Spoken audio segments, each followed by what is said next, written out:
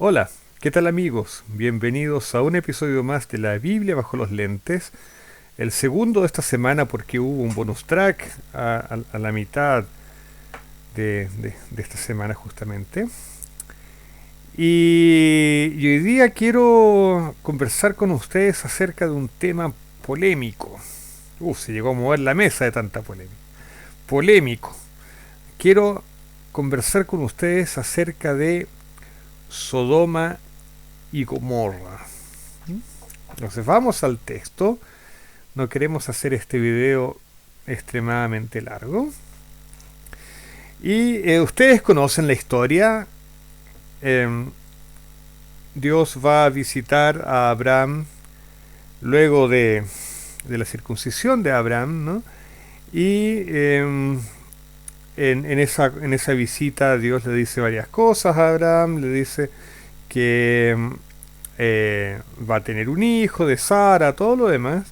Pero también le dije, se mire, voy a destruir Sodoma. Eh, el texto dice, ha subido el clamor hasta mí y he descendido para ver qué pasa en Sodoma y si su pecado es suficientemente grande la voy a destruir. Y entonces Abraham comienza a, eh, a negociar con Dios, comienza a interceder por Sodoma. Y yo creo que ese texto hay que leerlo. ¿Por qué desaparecí? Ese texto hay que leerlo. Ups. Vamos a ver cosas que pasan en el programa en vivo. Ok, ahí sí.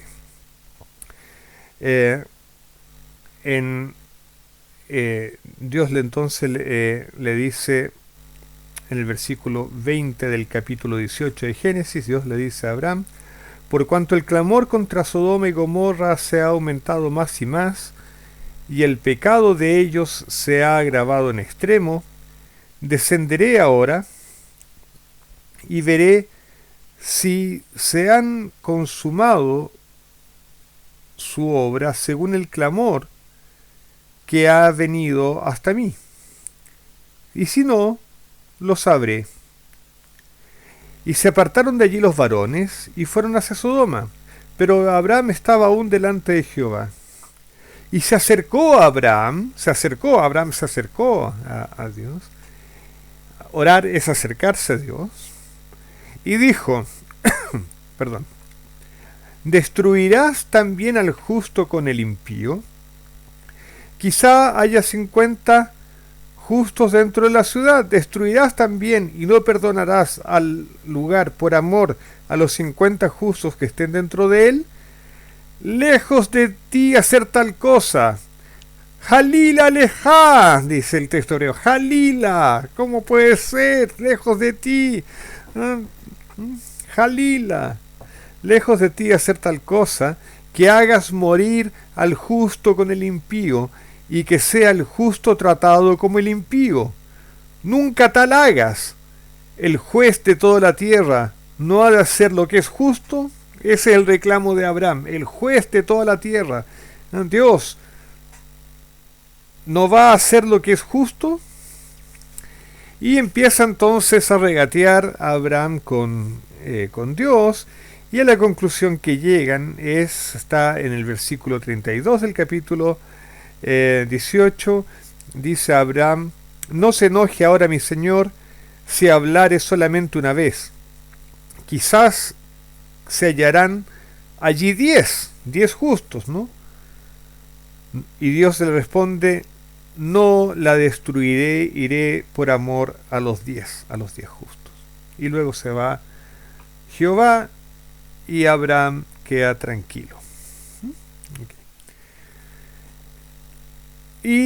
Pero nosotros conocemos la historia.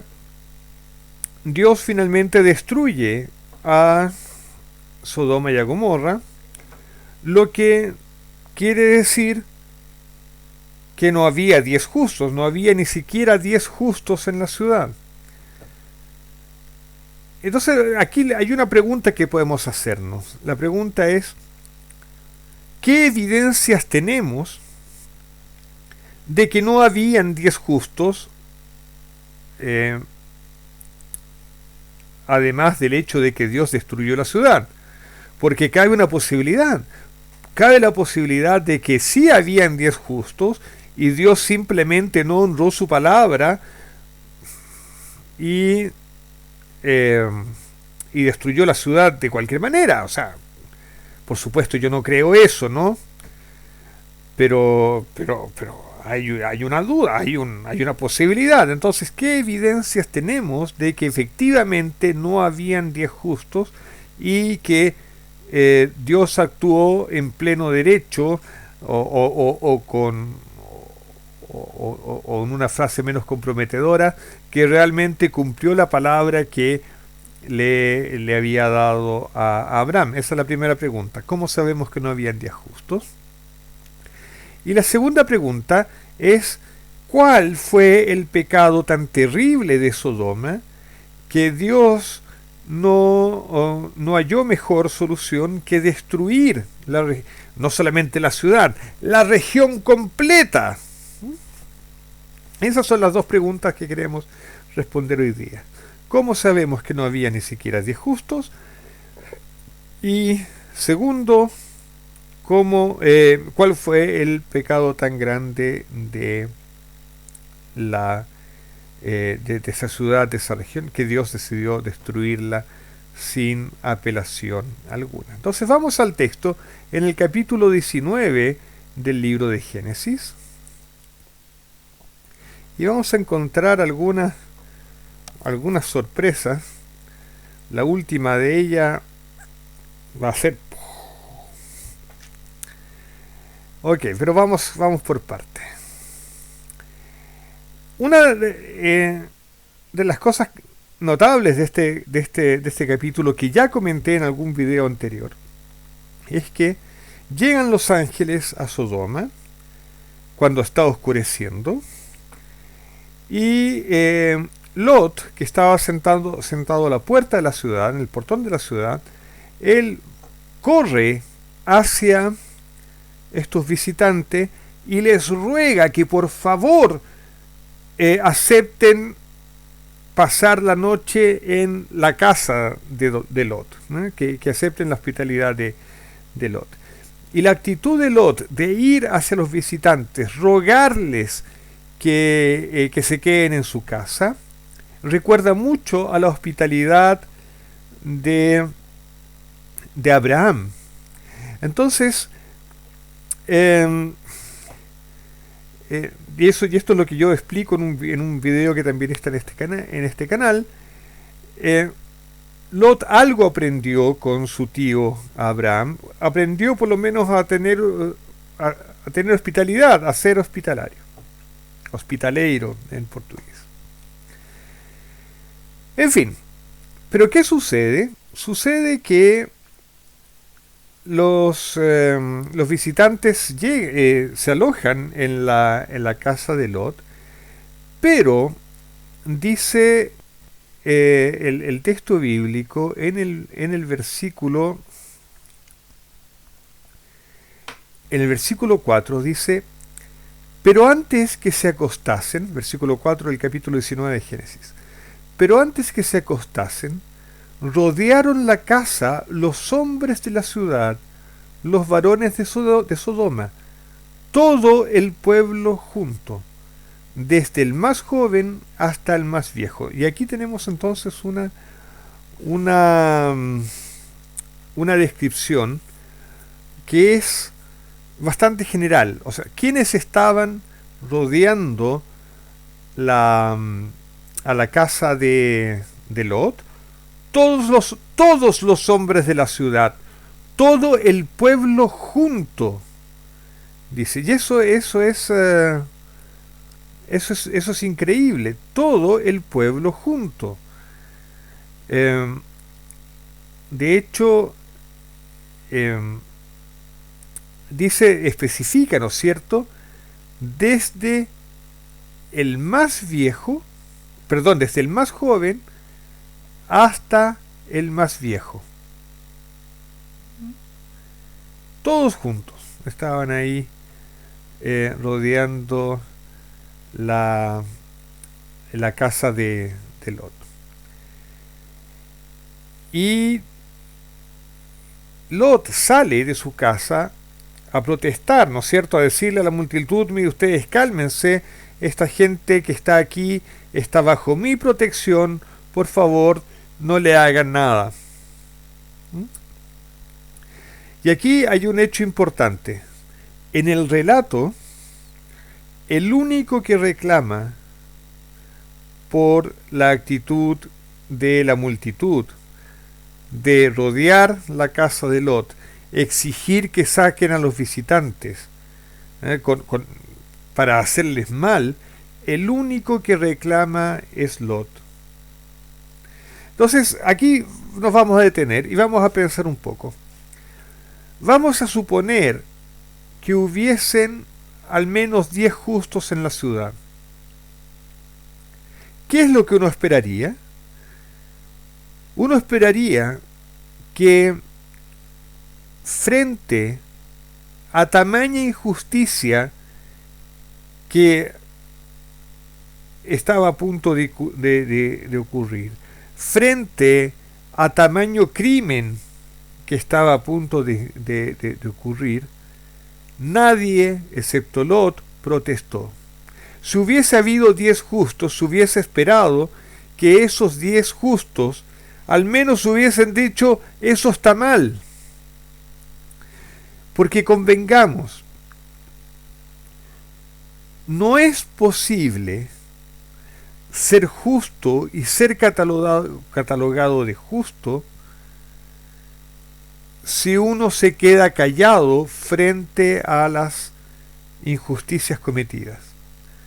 Y esta es una acusación contra mí, digamos. Aquí, en cada palabra mía me estoy condenando, pero ¿cómo es posible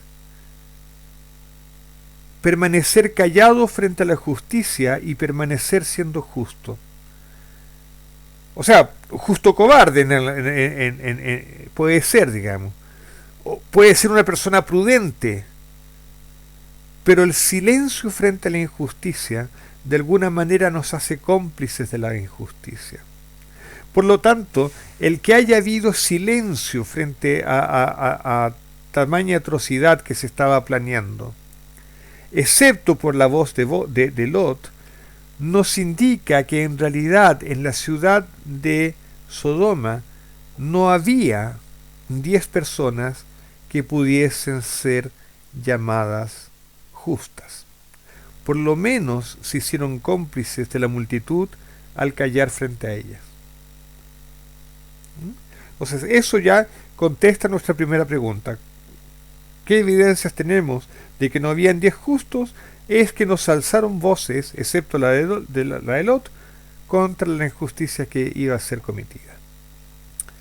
Pasemos a la segunda pregunta, entonces. La segunda pregunta es: ¿cuál es el pecado del que se acusa a Sodoma? Bueno, el texto no es explícito en responder esta pregunta. Hay indicaciones, una es la propia historia, y hay indicaciones también en la propia Biblia, en el libro de Ezequiel. La visión moderna es que aquí hay una historia en que se condena probablemente la homosexualidad. De hecho, la palabra sodomita ha tenido esa connotación, ¿no? La homosexualidad masculina. Pero ese es un punto de vista que es en realidad ajeno a la historia. Lo que parece ser condenado aquí es la violencia contra extranjeros, es decir, hay un contraste entre la hospitalidad de Lot y el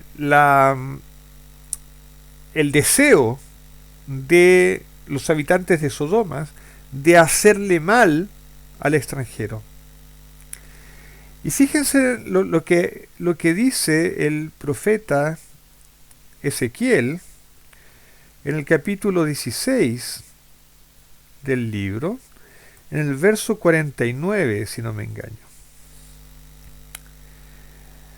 Dice: he aquí que esta fue la maldad de Sodoma, tu hermana, soberbia, saciedad de pan y abundancia de ociosidad tuvieron ella y sus hijas, y no fortaleció la mano del afligido y del menesteroso. A lo mejor podemos buscar una traducción un poco más clara. La Nueva Biblia Española traduce de una manera un poco más contemporánea, ¿no?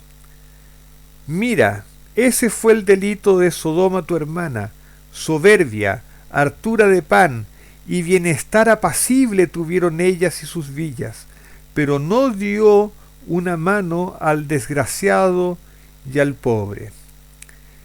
Y la traducción en lenguaje actual lo va a decir a lo mejor de una manera más familiar para nosotros.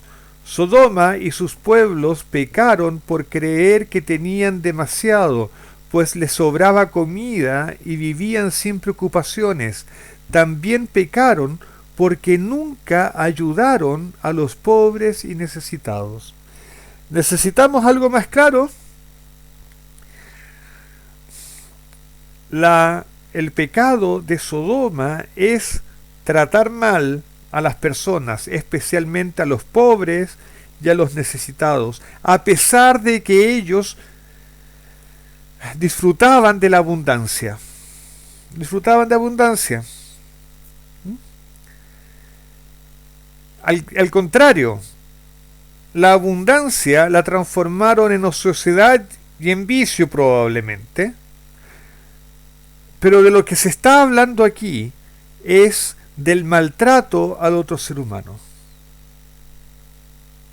Al maltrato al otro ser humano. Y aquí el maltrato es simplemente... O sea, el maltrato, al parecer, era el deporte local en Sodoma. Vamos a divertirnos maltratando al extraño, al que viene aquí, al que no es de nosotros, al que no es como nosotros, o al que es pobre y necesitado. Seguramente Sodoma, como era una ciudad muy rica, seguramente muchas personas iban a Sodoma tratando de probar suerte, tratando de mejorar su suerte, tratando de...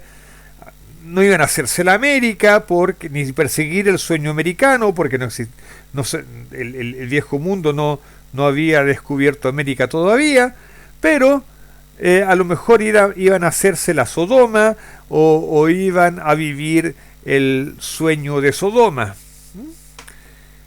Pero ¿qué sucedía? Llegaban a Sodoma y lo que encontraban era un pueblo hostil, gente que los maltrataba y se divertía maltratándolos. Entonces, con ese día en la cabeza, que por supuesto no tiene nada que ver con lo que sucede hoy en día en nuestros países, digamos, donde puede o no puede haber problemas con los que no son como nosotros. En fin, no quiero entrar en ese detalle, pero solamente dejo el pie para reflexiones personales.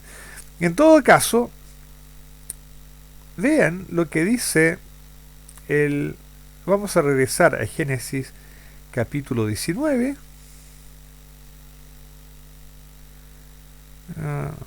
Vamos a regresar a Génesis capítulo 19 y vamos a ver qué dicen los habitantes de Sodoma frente a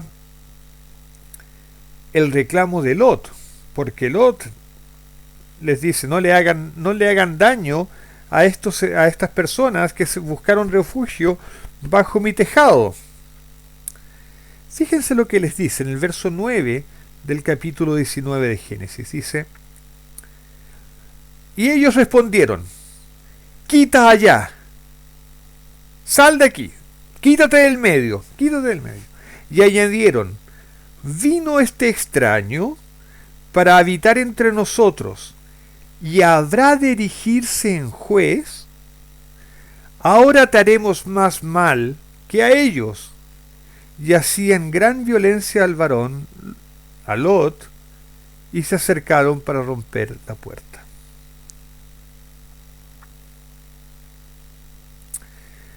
Aquí este texto concuerda con la opinión de Ezequiel, porque por lo menos en nuestra traducción, en la Reina Valera 1960, dice: vino este extraño para habitar entre nosotros y habrá de dirigirse en juez. Ahora tenemos más mal. Es decir, tú eres un extraño, por algún motivo te aceptamos aquí, pero ahora tú vienes a juzgarnos, ahora te vamos a tratar como tratamos a todos los extraños, te vamos a hacer más mal. Te vamos a hacer mal a ti, porque es así que tratamos a los extraños. Y esa es la interpretación natural del texto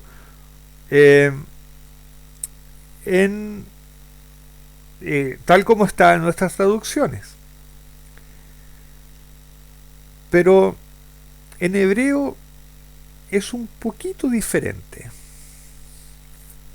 Y en esta parte vais a flipar, como dirían los españoles. Vais a flipar.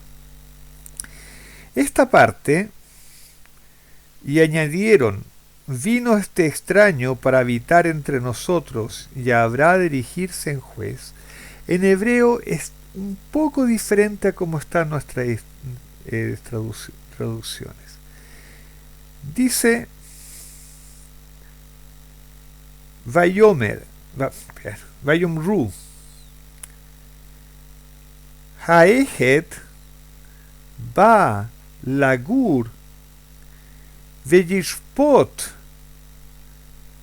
Shafot, Ata. Ahora sí, después sigue Ata, Naha, Leja. Ok. Pero dice: Aehat, Ba, Lagur, Veyishpot, Shafot. En español: y dijeron, el uno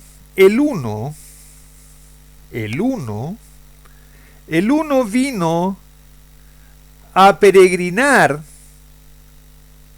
y juzga y se torna en juez. Ok, vamos a consentir que la frase es rara. No es común que en hebreo se refieran a otra persona como el uno. Entonces, esta frase es bien rara.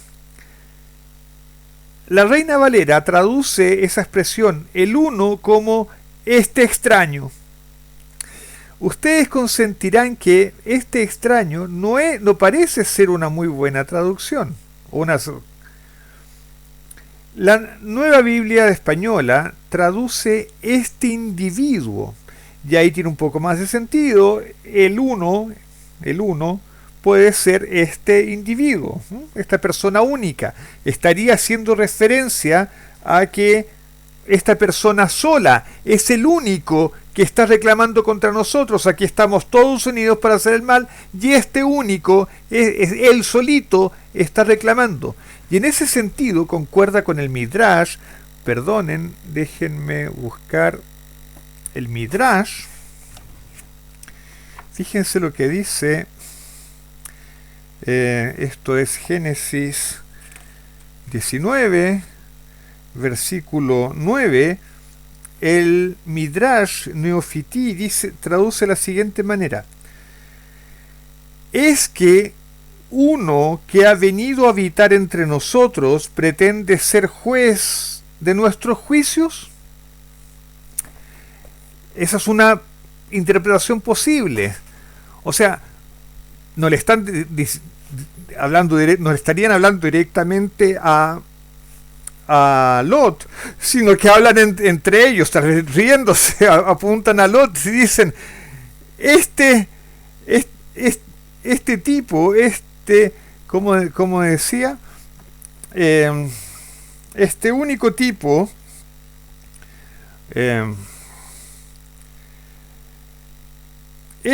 es que uno que ha venido a habitar entre nosotros ahora va a juzgarnos. ¿Ah? O sea, es que uno que vino acá va a juzgarnos ahora. ¿Mm? Esa es otra interpretación. Pero yo quiero avanzar una interpretación que me parece a mí, no necesariamente la interpretación literal del texto, pero yo creo que aquí hay lo que en hebreo se llama un remesh, una insinuación. Entonces, déjenme, a propósito, esto no lo he encontrado en ningún comentario, yo no sé cómo no comentan estas cosas, pero para mí me parece clarísimo. El hebreo dice a Ehad, el uno. La pregunta es, ¿quién es el uno? Nuestras traducciones dicen el uno es Lot. Pero, a ver, en sentido profundo, ¿quién es el uno, el Ehad? ¿Quién es Ehad? Bueno, nosotros sabemos que quien es uno por excelencia es Dios. De hecho, probablemente la formulación de fe principal en la Torá sea el Shema Israel. Shema Israel, Adonai Eloheinu, Adonai Echad. Escucha Israel, el Señor es nuestro Dios, el Señor es uno. ¿Quién es uno? El Señor, Dios. Dios es uno, punto. Por lo tanto, uno podría entender en este texto como una insinuación que los habitantes de Sodoma lo que estaban diciendo realmente es lo siguiente: el uno, o sea, Dios, vino a peregrinar y juzga, y ahora juzga.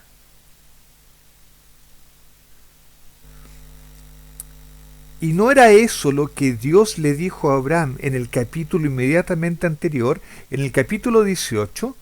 Si vean lo que dice Dios en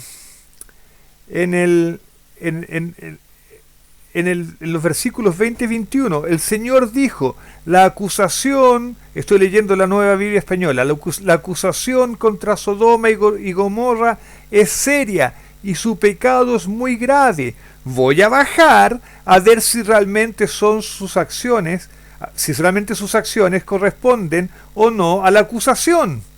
Es decir, ¿qué es lo que Dios le dijo a Abraham?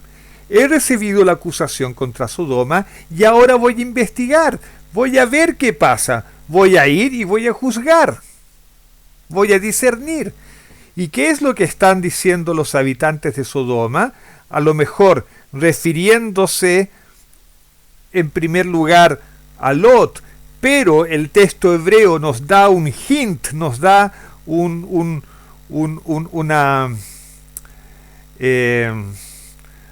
insinuación de que en realidad los habitantes de Sodoma estaban pensando en Dios. Ellos dijeron, a lo mejor refiriéndose a Lot, este individuo ha venido como inmigrante y ahora se mete a juez. Pero resulta que si uno lo lee con la intención de que el uno es Dios, ellos están diciendo, ¿cómo?